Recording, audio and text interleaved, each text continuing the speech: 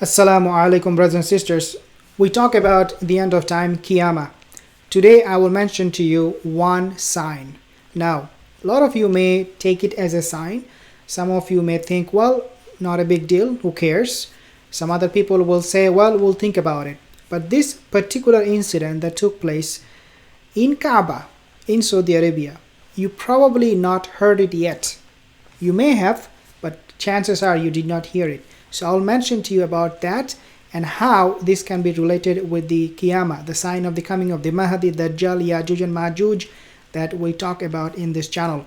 By the way, if you are someone interested in these topics, we talk only about them. So if you are not getting bored hearing from me about the end of time signs, then this channel is for you, so consider subscribing.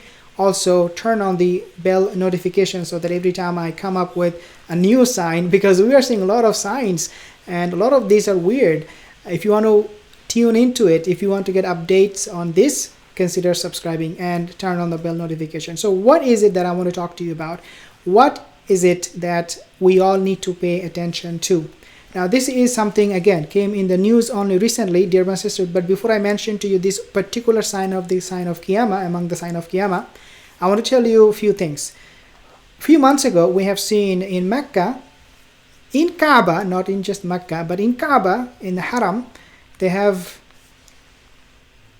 bodyguards, they have security guards, they have women for that. Means if you are someone who is going to Mecca for Umrah or for Hajj, now you will be watched and be taken care of by female security people. So they will take care of you, and we have seen that happening a few months ago.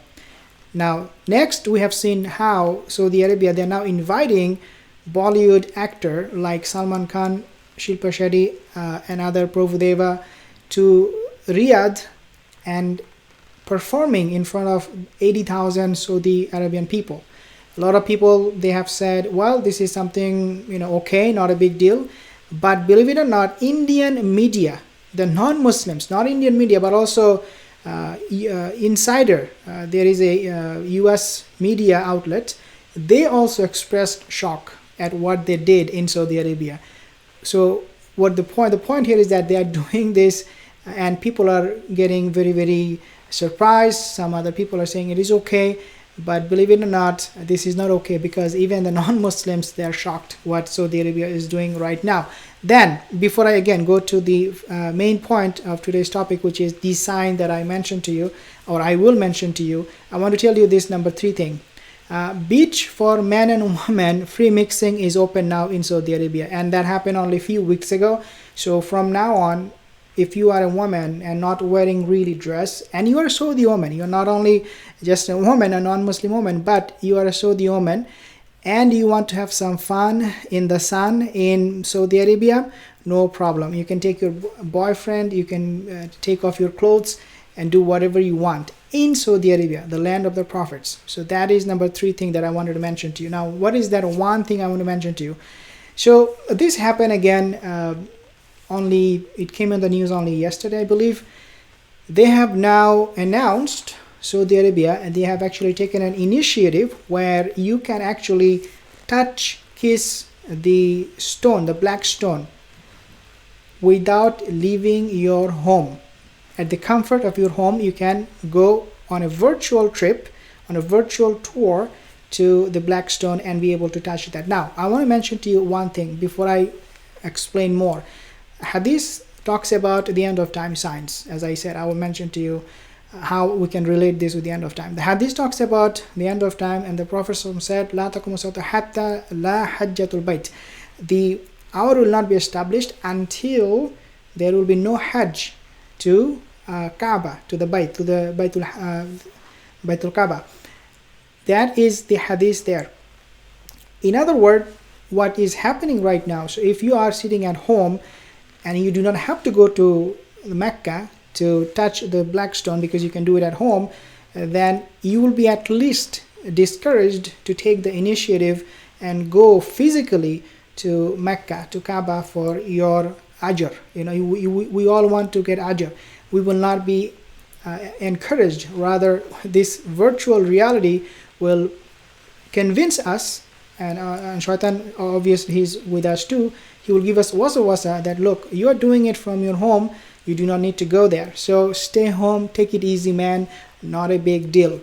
Now, having said that, I want to mention to you another very important hadith. Rasulullah said that the end of time, the fitna will be such that all of these technologies that we have right now.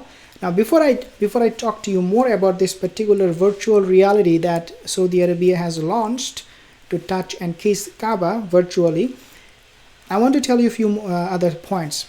And this hadith comes first in my mind. So Rasulullah said, when you see all of this technology, when you see people are competing with each other, when you see people are becoming more materialistic, he said, and this is a hadith that was reported in Al-Bukhari, Abu Sa'id Al-Khudri radiallahu anhu, he mentioned, Rasulullah sallallahu, he basically said that yushiku ayyakuna khayra malil muslimi, that a time soon will come, ghanamun, the time soon will come when the best of property that a Muslim will have, it will be a ship, and he will take that ship to the valleys, to the mountain where it will rain, and he will be able to feed this ship, take care of this ship, because this is the best property he has, and he abandoned everything else that the dunya has to offer. So Ferrari car, iPhone, PS4, PS5, Netflix, Facebook, everything.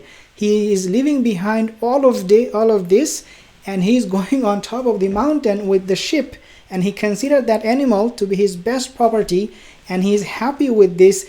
And the reason he is doing that is because he wants to protect his deen from the fitna. يَفِرُّ بِالدِّينِ مِنَ الْفِتْنَةِ. This is exactly what the hadith said. In other words, dear my sisters, we are living at a time when we need to shun all of these things that comes on our way and only stick to the basics. The hadith is very, very clear that we need to be happy with the minimum that we have, and at the same time we have to stick to the basics. Whatever Allah has provided for us, we need to be happy with that. Forget about the technology that is affecting us, especially if a technology is discouraging us to go for Hajj. It is not motivating us to go for Hajj. Maybe for some people it will be motivation. For a lot of people, especially young people, when they will see the black stone from their home, the comfort of the couch, they would less likely be interested to actually go, make a trip to Mecca. But that is subjective, that is subjective. I'm not going to be talking about that. But what I will talk to you about is three things. Number one, and all of these three things that I want to talk to you, these are all coming from you, from people, from the Muslims. It is not coming from me. It is coming from all the Muslims. There are three things that I want to talk to you about. Number one is that people are saying, because of this virtual reality that you can use from your home to touch and kiss the black stone, you are going to be tampering with Sharia. Again, not I'm saying, this is what people are saying. People are saying our Sharia now it is facing challenges. In other words, now it is facing whether it is even applicable anymore or not. Why? Because now we have this technology. We do not need to follow the Sharia. The Sharia obviously doesn't promote technologies. The Sharia doesn't obviously talk about, you need to use, digital communication with Kaaba. You do not need to go there. You can be at home and do your Hajj from your home. The Sharia doesn't promote that. Yes, when I say Sharia doesn't promote technology, I mean that for religious rituals. Number two, dear brothers and sisters, people are saying this is how the Saudi government is fiddling. They're fiddling with God's law and his commands. In other words, what we might see, dear brothers and sisters, is that a lot of us, we slowly but surely will be taking the laws of Allah Azza wa Jal, the commands of our Creator, for granted. And number three thing, again coming from people, they are saying because of this new technology, people will stop going for pilgrimage. I said the hadith that the hour will not be established until there will be no Hajj. But people are actually saying what I was thinking. It resonates in such a way we cannot ignore. The point here is that you must say all the 3 points, fiddling with God's command, tampering with the Sharia, discouraging people to go for Hajj can all be possible because of this new technology that is offering you to sit at home and be able to perform a ritual that you are supposed to go and do yourself. Now, my few things that I want to mention to you, few comments. Hajj may not stop because Rasulullah, he said the Hajj will continue even when Ya'juj and Ma'juj will be here. It may not stop, dear my sisters, right now, but we might see, dear my sisters, Kaaba, the sanctity of Kaaba will be taken for granted, as I mentioned earlier. So people who are wondering whether the Hajj will be stopped or pilgrimage will be stopped, no, it will not stop, but it will definitely have an impact, this new technology, on how people are seeing Kaaba, the sanctity of Kaaba. Because when you're using virtual reality like a glass, you can do whatever you want. You can be impure when you are seeing those holy sites. When you're seeing the sanctity of Kaaba, you can be impure. You can even use it from your toilet. You can wake up impure and be able to see it. The point here is that we will take it for granted, sanctity of Kaaba. Number two is that Saudi Arabia, the purpose of all of it is to promote their agenda, which is to commercialize, according to me, is to commercialize the Muslim rituals. In other words, in the future, Saudi Arabia will come up with new technologies that they can sell to the Muslims and make money. So virtual reality is just the beginning of it, according to my understanding. Allahu Alam, but this is where it is heading to. Now, for example, I also want to make mention of the Yahudi. Saudi Arabia, what they're doing, sometimes you might think, well, they're trying to impress the Yahudi, or they're trying to compete with them. Do you know the Yahudi, what they do? When they read the Torah, the Talmud, they actually also study coding. Yes, coding. So technology, tech, and religion, they're mixing it together. Question is Saudi Arabia following their footstep, where you are bringing technology into the religion? I don't know. Is there a possibility? Could be, but something very, very interesting, brothers and sisters.